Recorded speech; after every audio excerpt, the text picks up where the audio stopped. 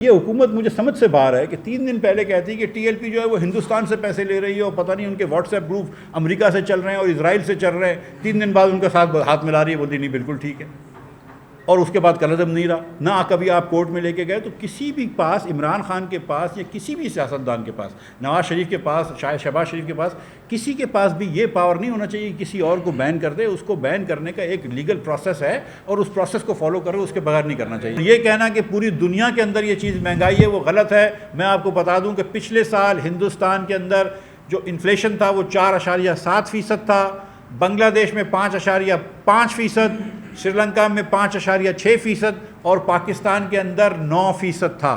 تو پاکستان میں ہندوستان سے ڈبل انفلیشن تھا. اس 1 جنوری 2020 سے اب تک ہندوستان کے اندر 4% قیمتیں بڑھی ہیں اشیاء خورد و نوش کی, کھانے پینے کی چیزوں کی, جبکہ پاکستان میں اسی عرصے کے اندر 19% قیمتیں بڑھی ہیں. یہ حقائق جو ہیں یہ گارنٹیڈ حقائق ہیں, اس کو آپ جھٹلا نہیں سکتے. آپ پبلیکیشن روک سکتے ہیں لیکن یہ حقائق نہیں چھوٹیں گے. ایک میگزین ہے اکانومسٹ میگزین, ہر ہفتے نکلتا ہے, لندن سے شائع ہوتا ہے. اس نے 2 ہفتے پہلے دنیا کی تمام بڑی معیشتوں کا اور بڑے ممالک کے انفلیشن کا حساب کیا تھا. اس نے کہا تھا کہ تیسرا ہائیسٹ انفلیشن پاکستان میں ہے. سب سے زیادہ دنیا میں انفلیشن ترکی, پھر ارجنٹینا اور 3 نمبر پہ پاکستان. یہ پچھلے سال تھا. اس سال بھی وہ کہہ رہا ہے کہ پاکستان 4 نمبر پہ برازیل کے بعد. تمام ایشین ممالک میں ماں سوائے ترکی کے ہمارا انفلیشن زیادہ ہے. انفلیشن کیوں ہوتا ہے؟ انفلیشن ہوتا ہے آپ کی جب انرجی مہنگی ہوتی ہے, جب آپ پیٹرول مہنگا کرتے ہیں, جب آپ بجلی مہنگی کرتے ہیں. یہ جب ہم کو روز بتاتے ہیں کہ دیکھو ہندوستان میں پیٹرول اتنا ہے اور یہ اتنا بنگلہ دیش میں اتنا ہے, تو میں آج یہ پوچھتا ہوں کہ ذرا بتائیں آج آ کے بجلی کے وزیر کہ ذرا مجھے بتائیں کہ ہندوستان میں بجلی کتنے کی ملتی ہے. آج مجھے بتائیں کہ جرمنی میں بجلی کتنے کی ملتی ہے. آج مجھے بتائیں بنگلہ دیش میں بجلی کتنے کی ملتی ہے, اور پھر بتائیں کہ وہ کتنے کی بجلی بیچ رہے ہیں. اس طرح بجلی مہنگی کرنے سے مہنگائی بڑھتی ہے اور گیس مہنگی کرنے سے مہنگائی بڑھتی ہے. جو گیس ہم 600 روپے کی دیتے تھے ہائیسٹ کنزیومرز کو, وہ آج 1400 روپے کی دیتے ہیں. اور جو آج گیس LNG آ رہی ہے, جو نواز شریف لے کر آیا ہے اس ملک میں LNG, وہ $10 کی آ رہی ہے. اور جو عمران خان نے ابھی ایک اسپاٹ کا کنٹینر لیا ہے, وہ اسپاٹ کا کارگو لیا ہے, وہ $30 پر یونٹ کی LNG آ رہی ہے. 49% منی سپلائی بڑھ گئی ہے. جو پیسے کی گردش ہے معیشت کے اندر, وہ اس کی جو بڑھاتی ہے وہ 49% ہے. 49% سے جب منی سپلائی بڑھ جائے گی تو آپ کے یہاں مہنگائی ضرور آئے گی.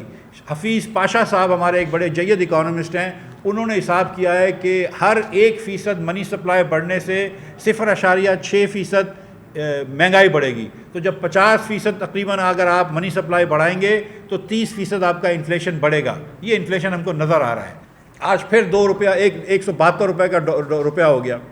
کچھ دنوں پہلے آپ کے گورنر صاحب گئے اور انہوں نے تعریف کری کہ روپیہ گر جائے اور ڈالر بڑھ جائے تو یہ اچھا ہوتا ہے.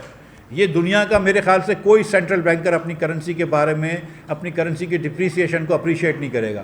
کوئی یہ بات نہیں کرے گا.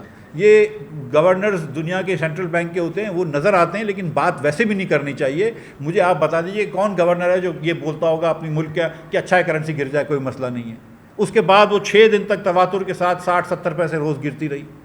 تو یہ ہوگا تو پھر آپ ذرا سا خاموش رہا کریں. کیا آپ جان بوجھ کے روپیہ گرانا چاہ رہے ہیں؟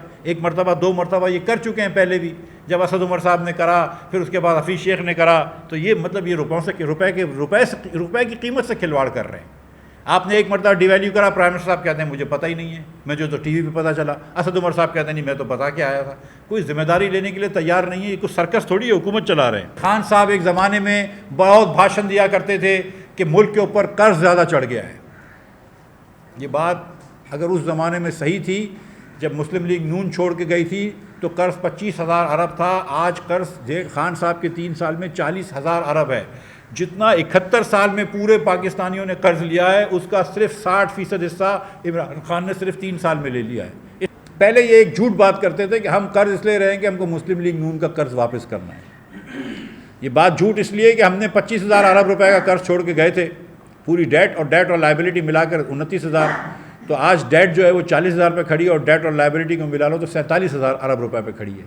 تو بھائی اگر آپ کسی کا قرض واپس کر رہے ہو تو مقدار کم ہونی چاہیے نا. قرض اگر 25,000 ارب تھا تو آج 20,000 ہونا چاہیے تھا, 15,000 ہونا چاہیے تھا. آج 25 سے بڑھ کے 40 تو نہیں ہو جانا چاہیے تھا. 13 تاریخ کو شہباز شریف صاحب بھی ادھر تشریف لائیں گے انشاءاللہ تعالیٰ، اور مولانا فضل الرحمان بھی تشریف لائیں گے، اور پی ڈی ایم میں جو مہنگائی کے خلاف جو پروٹیسٹ کر رہے ہیں اس کے اندر 13 تاریخ کو ہم پہلا پروٹیسٹ کریں گے پی ڈی ایم کے اہتمام کے اندر۔